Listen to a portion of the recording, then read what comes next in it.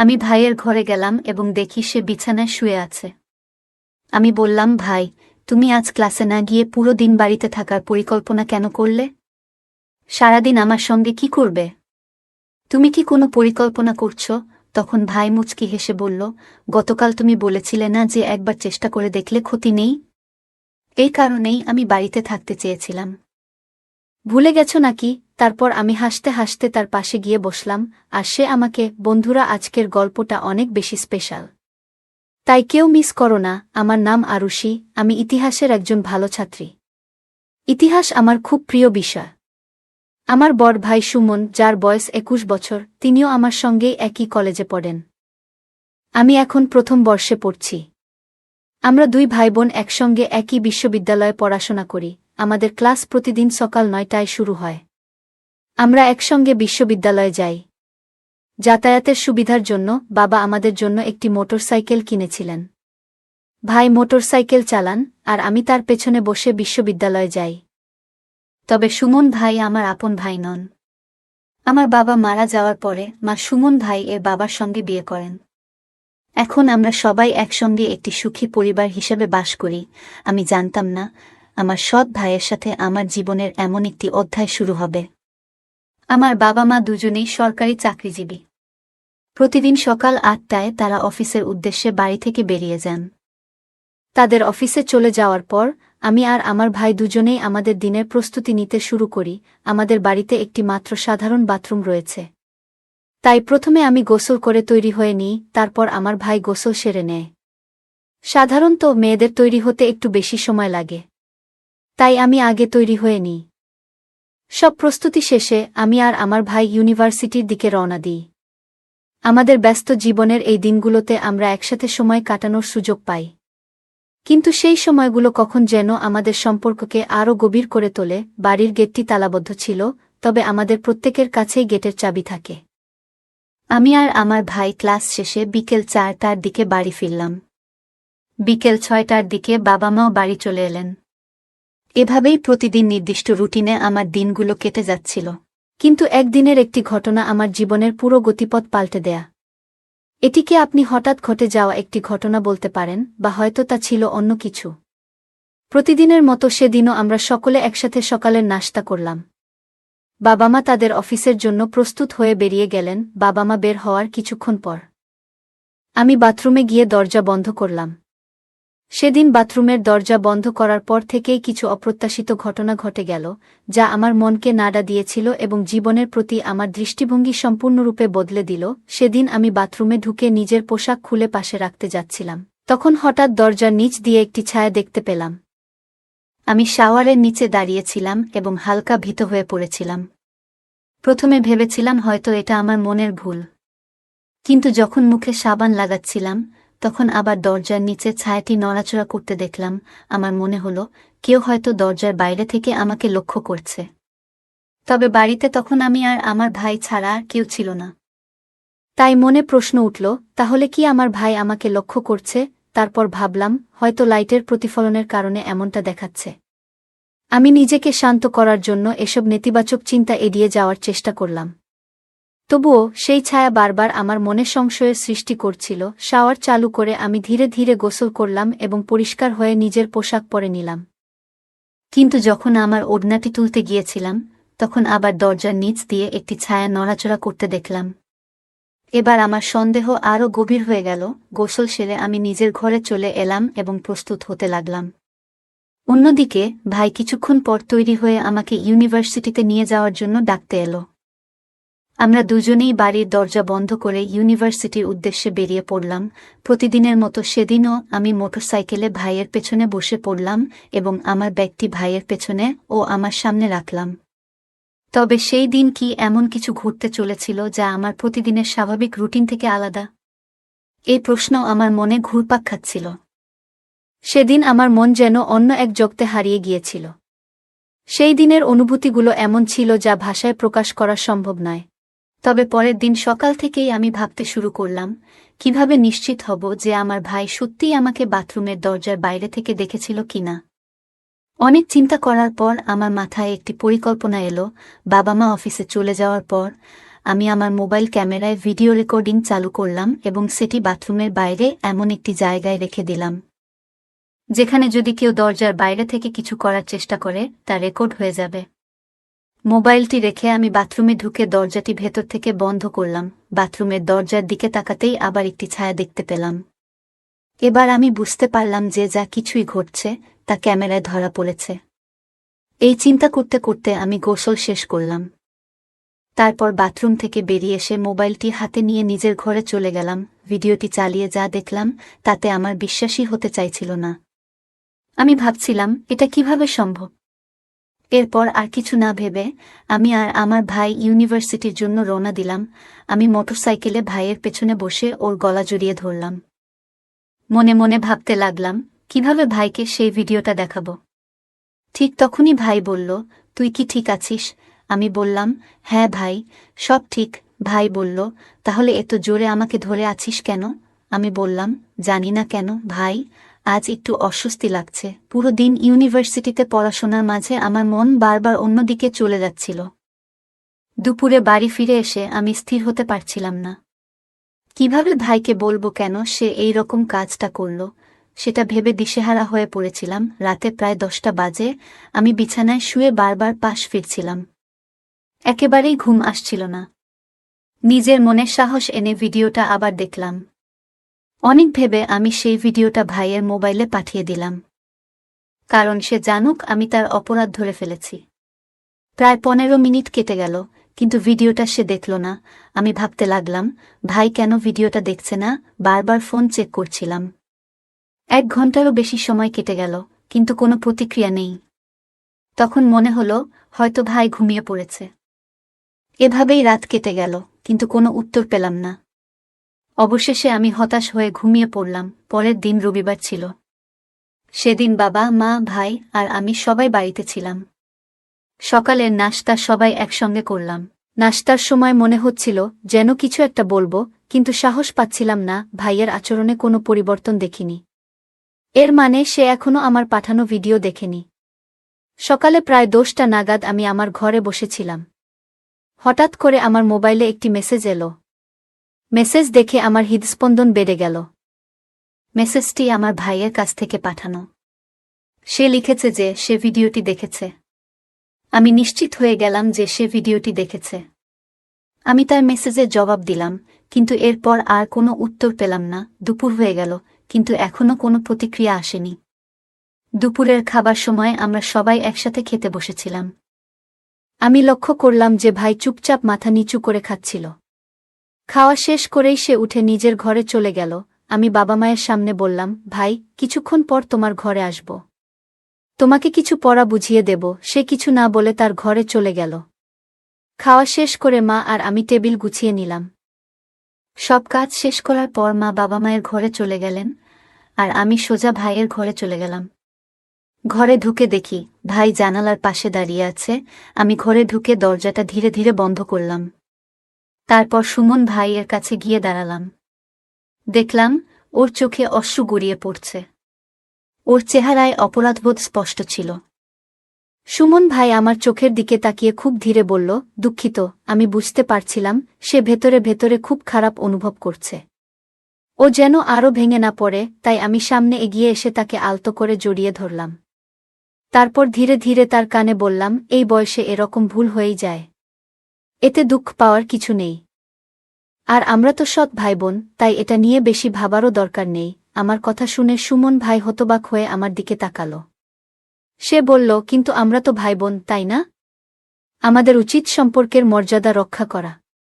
এই সীমারেখা পেরোনো ঠিক হবে না। তাকে আরও স্বাভাবিক করার জন্য আমি মৃদু হেসে বললাম, আচ্ছা ঠিক আছে, গুরুজনের মতো উপদেশ দাও আর। কিন্তু চিন্তা করো না, আমি জানি তুমি ভুল বুঝতে পেরেছ। আমি বললাম, ওহ, এখন বড় বড় নীতির কথা মনে পড়ছে। তখন তো এসব মনে পড়েনি। যখন আমাকে গোসল করতে দেখছিলে, তখন কোথায় ছিল তোমার এই নীতি? তারপর আমি মৃদু হাসি দিয়ে বললাম, এগুলো নিয়ে ভাবো না ভাই। তুমি সবসময় আমার বড় ভাই থাকবে, আর আমি তোমার সেই আদরের ছোট বোন। এরপর এক চোখ টিপে মজা করে বললাম, তবে ভাই, একবার চেষ্টা করে দেখলে ক্ষতি কি? আমি কাল সন্ধ্যায় তোমার অপেক্ষায় থাকব। এই কথাটা আমি হেসে বললাম এবং তারপর তার ঘর থেকে বেরিয়ে এলাম। সে হতবাক হয়ে আমার দিকে তাকিয়ে রইল। সেই রাতে আমরা সবাই একসঙ্গে খাবার টেবিলে বসেছিলাম। খাওয়ার সময় আমার ভাই বলল, কাল ইউনিভার্সিটিতে নাকি একটা ছোটখাটো খেলার আয়োজন হচ্ছে, তাই আমি কাল ইউনিভার্সিটিতে যাব না। মা বললেন, তাহলে আরুষিও যাওয়ার দরকার নেই। বাবা বললেন, সুমন, তুমি কি খেলাধুলায় আগ্রহী নও? ভাই উত্তর দিল, জি বাবা, আমি ব্যাটবল খেলায় আগ্রহী, কিন্তু এখানে সেটা হচ্ছে না। এখানে কিছু নতুন খেলোয়াড় এসেছে যারা ছোট ছোট স্কুল থেকে এসে ইউনিভার্সিটিতে প্র্যাকটিস করছে। বাবা বললেন, ঠিক আছে, তাহলে কাল তোমরা দুজনেই বাড়িতে থাকবে। আমি ভাইয়ের দিকে তাকিয়ে এক গোপন হাসি দিলাম। পরের দিন সকালে বাবা আর মা অফিসে চলে গেলেন। এরপর আমি সুমন ভাইজের ঘরে গেলাম এবং দেখি সে বিছানায় শুয়ে আছে। আমি বললাম, ভাই, তুমি আজ ক্লাসে না গিয়ে পুরো দিন বাড়িতে থাকার পরিকল্পনা কেন করলে? সারাদিন আমার সঙ্গে কি করবে? তুমি কি কোনো পরিকল্পনা করছো? তখন সুমন ভাই মুচকি হেসে বলল, গতকাল তুমি বলেছিলে না যে একবার চেষ্টা করে দেখলে ক্ষতি নেই? এই কারণেই আমি বাড়িতে থাকতে চেয়েছিলাম। ভুলে গেছো নাকি? আমি হাসতে হাসতে বললাম, বাহ ভাই, তুমি তো বেশ চালাক। তোকাল বড় বড় নীতির কথা বলছিলে, আর আজ এমনভাবে কথা বলছো যেন সব ভুলে গেছো। আমি মজা করে তাকে খোঁচা দিতে লাগলাম। আমার কথা শুনে সে হেসে উঠে দৌড়ে আমার পেছনে এলো। আমাকে ধরার জন্য ছুটতে লাগল। আরুষি বলল, তুমি একদম ঠিকই বলেছ ভাই, আমাদের সম্পর্কটা এমন নয় যে এতে কোনো সীমা আছে। একবার চেষ্টা করলেই বা ক্ষতি কি? সুমন ভাই হালকা হাসি দিয়ে বলল, ঠিকই বলেছ। চলো আজ একটা নতুন অধ্যায় শুরু করি। এরপর আরুষি এবং সুমন ভাইয়ের কথোপকথন একটু গভীর হয়ে গেল। আরুষি কিছুটা সংকোচ অনুভব করছিল, কিন্তু তার মনে একটা অদ্ভুত আকর্ষণ তৈরি হচ্ছিল। আরুষি বলল, তুমি কেন এমন মজার ছলে কথা বলো? বন্ধুত্বেরও একটা সীমা থাকা উচিত, তাই না? সুমন ভাই একটু কাছে এসে বলল, যদি বন্ধুত্ব এতটাই গভীর হয় যে সেটি ভালোবাসার সীমা ছাড়িয়ে যায়, তবে সেটা কি ভুল হবে? আরুষির মুখে একটি মৃদু হাসি ফুটে উঠল। সে কিছুক্ষণ চুপচাপ থাকল, যেন নিজের মনকে বোঝার চেষ্টা করছে। সুমন ভাই কিছুক্ষণ নীরবে দাঁড়িয়েছিল, যেন সে বুঝতে চেষ্টা করছিল। তার হৃদয়ের এক কোণে একটি অনুভূতি জেগে উঠেছিল যা আমার প্রতি আকর্ষণ তৈরি করেছিল। তবে নিজেকে থামিয়ে বললাম, না ভাই, এটা সম্ভব নয়।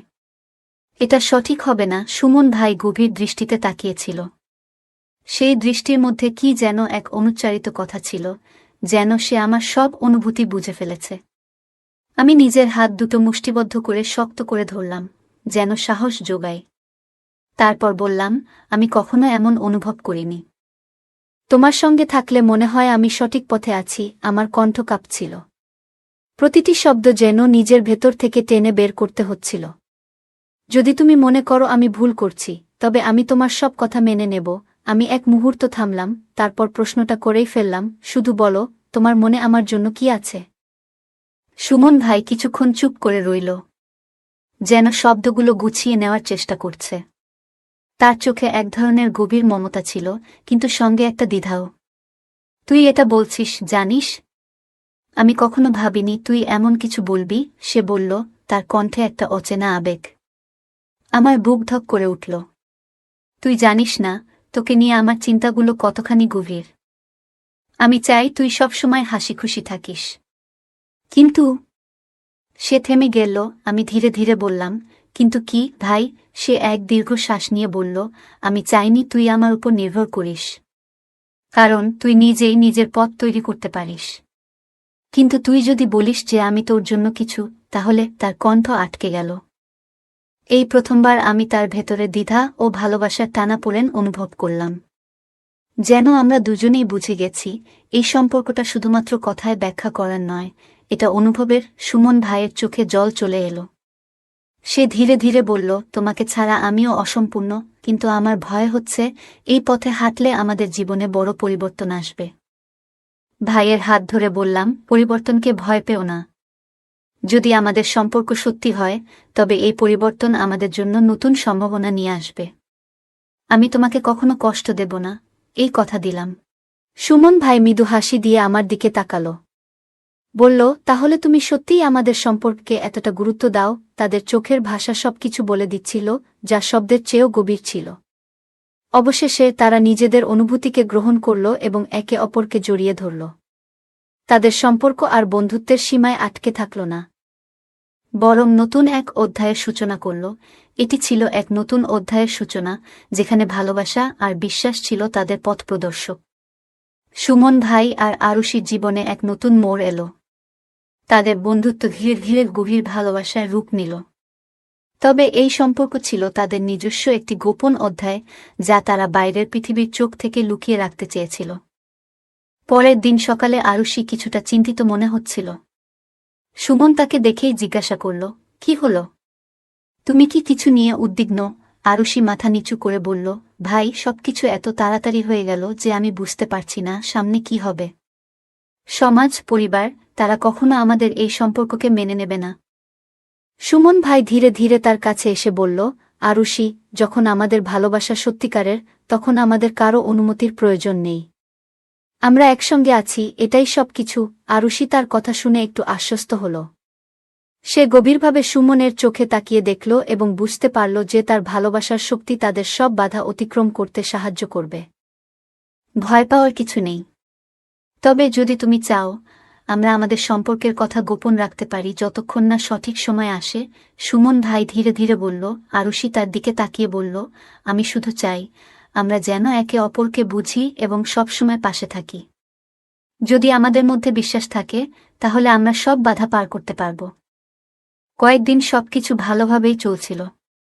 তারা সিদ্ধান্ত নিয়েছিল যে তাদের সম্পর্ক তাদের পড়াশোনা এবং ক্যারিয়ারের উপর প্রভাব ফেলতে দেবে না। কিন্তু ভালোবাসা এমন একটি অনুভূতি যা চেপে রাখা কঠিন। একদিন কলেজের ক্যান্টিনে আরুষি এবং সুমন চুপি চুপি কথা বলছিল। তখন তাদের ক্লাসমেট রিমা বিষয়টি দেখে ফেলে। সে হেসে বলল, এই কি চলছে তোমাদের মধ্যে? আরুষি আর সুমন মুহূর্তের জন্য চুপ হয়ে গেল। রিমার হাসির মধ্যেও একটা কৌতূহল লুকিয়েছিল। সুমন ভাই হালকা হাসি দিয়ে বিষয়টা অন্যদিকে ঘোরানোর চেষ্টা করল, কিন্তু রিমার মুখে যে অভিব্যক্তি ছিল তাতে মনে হচ্ছিল যে সে আরও কিছু বলতে চায়। রিমার মনে সন্দেহ জাগে যখন সে আরুষি আর সুমনের আচরণ লক্ষ্য করে। তারা তাড়াতাড়ি বলল, কিছুই না, এমনই কথা বলছিলাম। কিন্তু রিমার মনে সন্দেহ আরও গভীর হল এবং সে তাদের কথা মনোযোগ দিয়ে শুনতে শুরু করল। সেদিন সন্ধ্যায় সুমন ভাই বাড়িতে একা ছিল। এমন সময় আরুষি তাকে ফোন করল। সুমন ভাই, তোমার সঙ্গে খুব জরুরি কথা বলতে হবে। আরুষি চিন্তিত স্বরে জিজ্ঞাসা করল, কি হয়েছে? সব ঠিক আছে তো? আরুষি বলল, তুমি একবার ছাদে চলে এসো। সুমন ভাই ছাদে গিয়ে দেখে আরুষি আগেই সেখানে অপেক্ষা করছে। তার হাতে একটি লাল গোলাপ। সুমন ভাইকে দেখে আরুষি বলল, আমি আর লুকিয়ে রাখতে পারছি না। ভাই, আমি তোমাকে ছাড়া আর এক মুহূর্ত থাকতে পারি না। আমি চাই সবাই জানুক যে আমি তোমাকে ভালোবাসি। ভাই হতভম্ব হয়ে গেল। কিছুক্ষণ চুপ থেকে বলল, কিন্তু আরুষি, তুমি বুঝতে পারছো এর মানে কি? পরিবার, বন্ধু, সমাজ, সবাই আমাদের নিয়ে প্রশ্ন তুলবে। আরুষি তার চোখে তাকিয়ে বলল, আমার কিছু যায় আসে না। আমি শুধু তোমাকে পাশে চাই। তুমি থাকলে আমি সব চ্যালেঞ্জের মোকাবিলা করতে পারব। ভাইয়ের চোখ ভিজে গেল। সে আরুষির হাত থেকে গোলাপটি নিল এবং মৃদু হেসে বলল, যদি তোমার ভালোবাসা এতটাই হয়, তবে আমিও সব বাধা পার করার সাহস পাব। আমরা সবকিছুর সম্মুখীন হতে প্রস্তুত, তবে আমাদের এগোতে হবে সতর্কতার সঙ্গে। সুমন ভাই বলল। আরুষি মৃদু হেসে তার কথা মেনে নিল। তার হাসির মধ্যে যেন এক ধরনের আশ্রয় ছিল, এক ধরনের মমতার সুর। সে চোখ তুলে তাকাল, যেন তার চোখ দিয়ে বলছে, আমি তোমার উপর বিশ্বাস করি। তারা একে অপরকে জড়িয়ে ধরল। সেই আলিঙ্গন ছিল নীরব, অথচ এত গভীর যে হাজার শব্দেও তা বোঝানো যাবে না। এটি ছিল তাদের সম্পর্কের আরেকটি পদক্ষেপ, একটি অদৃশ্য প্রতিজ্ঞা, যেখানে দুজনেই একে অপরকে বলছিল, যাই হোক না কেন, আমরা একসাথে থাকব। তাদের ভালোবাসা এখন আর শুধু একটি গোপন বিষয় ছিল না। এটি হয়ে উঠল এমন একটি অনুভূতি যা প্রতিটি বাধাকে জয় করার সাহস যোগায়। আরুষি অনুভব করল, তার ভালোবাসা তাকে দুর্বল নয়, বরং শক্তিশালী করে তুলেছে। সে জানে তারা একসাথে থাকলে কোনো বাধাই তাদের থামাতে পারবে না। ওই মুহূর্তে যেন পুরো পৃথিবী থেমে গিয়েছিল। কেবল ছিল তাদের নিঃশ্বাসের শব্দ আর একে অপরের উপস্থিতির উষ্ণতা। তাদের ভালোবাসা যেন বাতাসে মিশে এক অদ্ভুত ছন্দ তৈরি করেছিল, একটি ছন্দ যা তাদের জীবনকে নতুন করে বেঁধে দিয়েছে। বন্ধুরা, এই গল্পটি আপনাদের কেমন লাগলো? যদি এই গল্পটি ভালো লেগে থাকে তাহলে দয়া করে ভিডিওটি লাইক করুন এবং আমাদের চ্যানেলটি সাবস্ক্রাইব করুন। পাশে থাকা বেল আইকনটি প্রেস করুন যাতে করে আমরা যখনই নতুন ভিডিও আপলোড করি তার নোটিফিকেশন সবার আগে আপনার কাছে পৌঁছে যায়। ধন্যবাদ। দেখা হবে আমাদের পরবর্তী ভিডিওতে।